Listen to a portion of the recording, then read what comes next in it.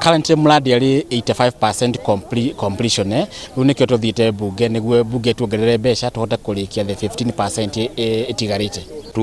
Tumesikiza all the stakeholders na leo tumekuja ground kujionea na serikali itatoa hiyo pesa kulingana na vile tumetoa report yetu, na already hata wakiangalia mood ya nchi na policies za serikali kujengea wananchi manyumba ambazo wanaweza afford ni kitu ambayo serikali imepea kipaumbele. Ici nyumba cianeirwo aria maumite ho uria gwekire kwambire gutarwo andu othe magitarwo between the year 2005 nginya 2011 acio aria ma occupied duration iyo nio marihagwo na koguo ni makenumeretwo nio maheagwo nyumba icio, koguo na twarikia gwaka tuheaga uria wa occupied uria wataritwo gutiheagwo mundu ungi utari list ini iyo.